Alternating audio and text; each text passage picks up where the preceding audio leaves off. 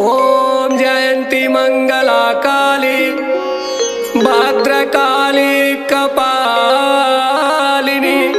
दुर्गा क्षमा शिवा धात्रे स्वाहा स्वधा नमस्तुते।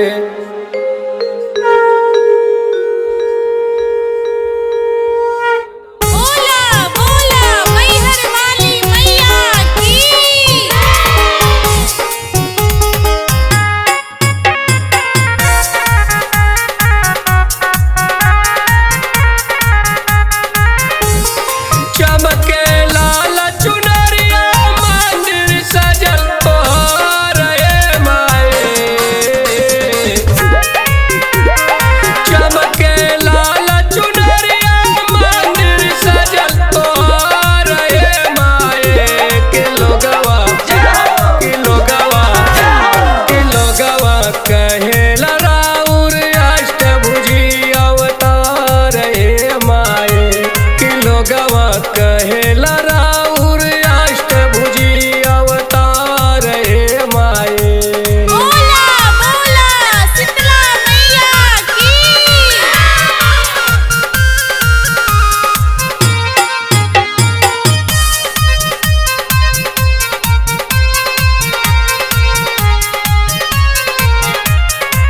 क्यों कहेला अम्बे मैया, क्यों कहेला काली हो, केहू कहेला काली मैया, केहू कहेला काली हो, केहू कहेला शीतल भवानी लाल चुनरिया वाली हो, लाल चुनरिया वाली मैया, लाल चुनरिया वाली हो।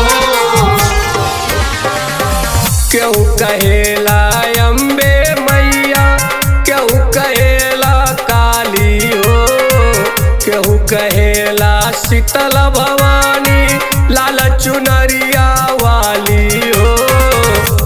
तराउर हर रूपवा के महिमाया परम्पार हे माए। तराउर हर रूपवा के महिमाया परम्पार हे माए। कि लोगवा कहेला राउर अष्टभुजी अवतार हे माए।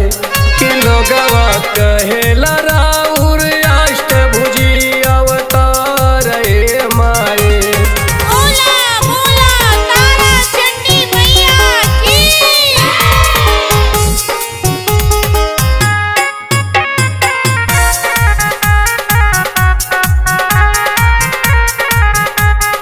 सजल सिंहासन गाँव गाँव में जगमग भइल नगरिया हो, जगमग भइल नगरिया हे मैया, जगमग भइल नगरिया हो। चारों दिशा चौदह भुवन में गुजत बाजय करिया हो, गुजत बाजय करिया हे मैया, गुजत बाजय करिया हो।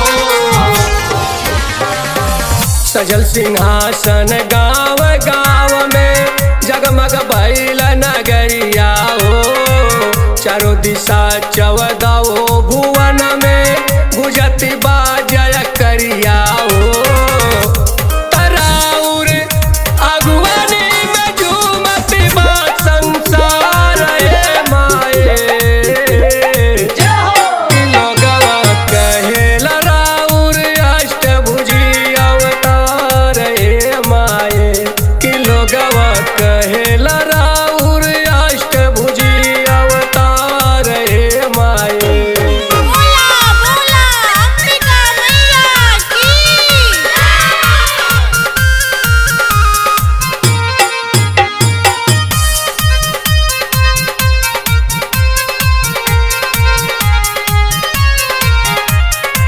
बड़ी लालसा हमरो मन में राउर धमवाया जैती।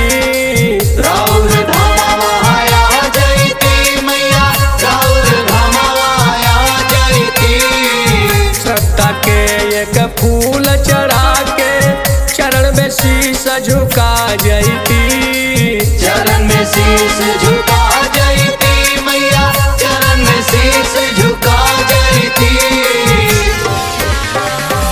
बड़ी लालसा हमरो मन में राउर धामवा आ जैती। श्रद्धा के एक फूल चढ़ा के चरण में शीश झुका जैती।